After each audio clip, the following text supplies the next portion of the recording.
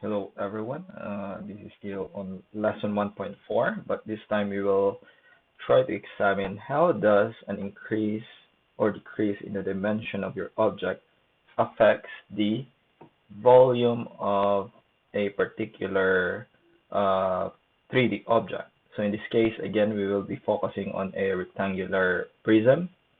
So we will try to investigate the relationship between the linear scale factor and the volume scale factor. Okay, so let's try to complete this table here. And you have the first object, the rectangular prism A, has a dimension of 3 by 5 by 1. Okay, so you can remember the volume of an object is just given by the product of the length times the width times the height. So you just have to multiply the dimensions, the length. So length, the width, and then the height. So if you're going to multiply everything, that gives you the volume. So if you can see here, 3 times 5 times 1 gives you 15. Okay. So you're given here that the scale factor that you will be using is 2:1 or 2. And you get the dimensions 6 by 10 by 2. If you observe, again, 3 times 2 gives me 6. And then 5 times 2 gives me 10. And lastly, 1 multiplied by 2 gives me 2. So this would be my new dimensions. So how would you get the value here? Well, you just have to multiply everything. 6 multiplied by 10 multiplied by 2 will give you 120. So again, if you're going to multiply all of this should give you 120. So for the volume scale factor, if you observe, it's still new over the original. So new all over the original. But since you're getting for the volume scale factor, here, you're trying to compare the new volume to the original volume. Okay, so if I gonna divide 120 by 15, okay, so that gives me 8/1 or 8. Again, what you did here is you just simplify the 2. To simplify this one, we just have to divide this by 15. So 120 and 15 are divisible by 15. So I'll be dividing both. 120 divided by 15 gives me 8, and then that gives me 8, and then 15 divided by 15 will give me 1. So therefore it gives you 8. The volume scale factor is equal to 8. 8/1 or 8. So let's do the second figure, the rectangular prism B. It has the dimension of 9 by 6 by 12. So again, the volume is just the product of the three dimensions. So 9 times 6 times 12. So if you're going to do that, this gives you 648. Now, again, if I want to get the new dimensions, I'm going to use this scale factor here, the linear scale factor. So that would give me, well, 9 times 1 over 6. So just 9 times 1 over 6, that gives me 1.5. So the dimension is 1.5. Then the next dimension would be 6 multiplied by 1 over 6. So that gives me 6 over 6 or 1. And then finally, you have 12 times 1 over 6. That would give me 12 over 6 or 2.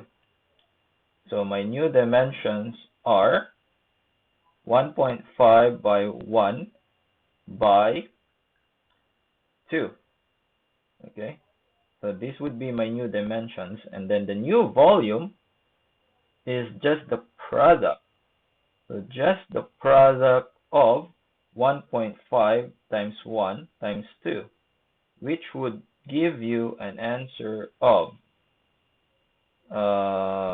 this would be 3.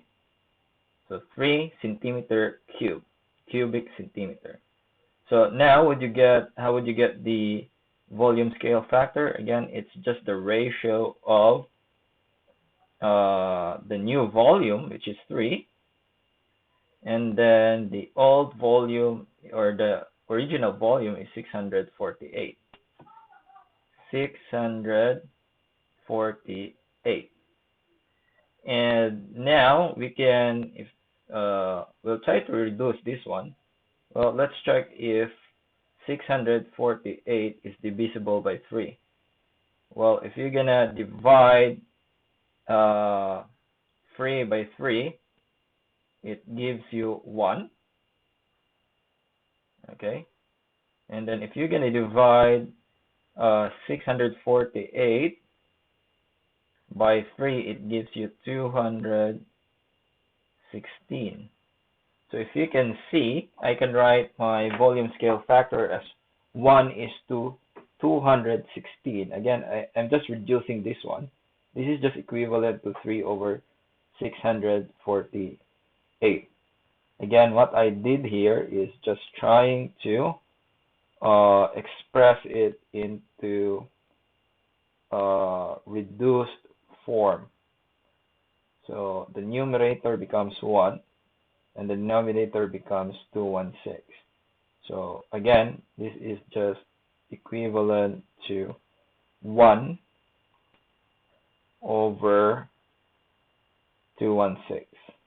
Okay, so if you're wondering that one, again, we can write a ratio in different forms, in fraction form or with the use of a semicolon, so with the 2 dots. Okay, so that's for B. So how about for rectangular prism C? So again, the volume is just 4 times 8 times 5. So if I'm gonna do that, that gives me 160 cubic centimeter, or cm cube. Again, the linear scale factor, that means that I'll be making an image with increase in dimension, and that increase is 3/2. So just like what I did earlier, I'm gonna multiply 4 by 3/2. So if I'm gonna do that, this gives me 6. So 6 centimeters by the next dimension is 8 times 3 divided by 2, or just 8 times 3/2 is 24 over 2, which is 12. So the next dimension is 12. And then the third dimension would be your 5 multiplied by 3 halves. So that would be 15 divided by 2, that's 7.5. So this would be the new dimensions. Again, I'll just multiply that by the linear scale factor to get the new dimension. Now for the new volume is just the product of everything of this new dimension. 6 times 12 times 7.5. So that gives me 540. So to get the volume scale factor, I just gonna get the ratio of the new volume, which is 540, and then the denominator would be the original volume, or that would be all over 160. And I believe that this could be simplified. Okay, so we need to find the greatest common factor of 540 and your 160. So both can be divided by 20. So I'll have 540 divided by 20. So 540 divided by 20, that gives me 27. So that would be 27 is 2. Well, I will also do the same in my denominator, divide it by 20. Again, this is just how you simplify your fraction. You find the greatest common factor and divide both the numerator and denominator by that greatest common factor. So 160 divided by 20, that gives me 8. So this could be written as, again, in fraction form, that's 27 over 8. So the linear scale factor is given by, or no, the volume scale factor is 27 over 8.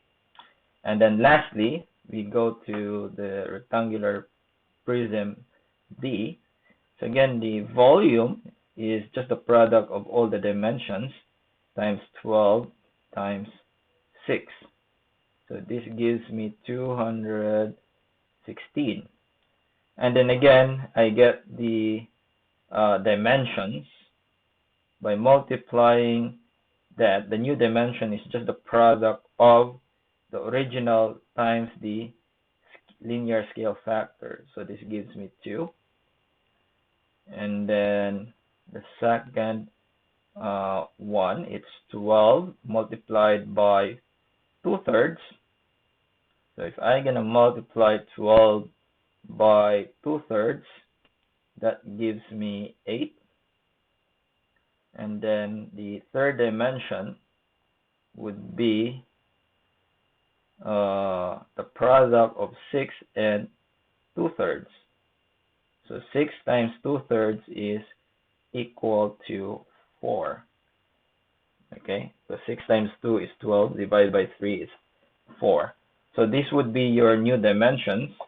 So this is the basis for the new volume. So you just get the product, 2 times 8 times 4, which gives you 64. So this would be 64. The new dimension is 64. So this would be 64 over the original volume is 216. So 216. And again, uh, you can reduce this one to a smaller numerator and denominator. You just have to find the greatest common factor. And uh, checking through, both are divisible by 8. So I'm going to divide this by 8. 64 divided by 8 is 8. And then the denominator can also be divided by 8. So 216 divided by 8, that gives me 27. So if you can see, the volume scale factor here is 8 all over, so 8 over 27. So if you are going to compare the linear scale factor here with our volume scale factor, you might observe that from, you can see here, from 2 becomes 8.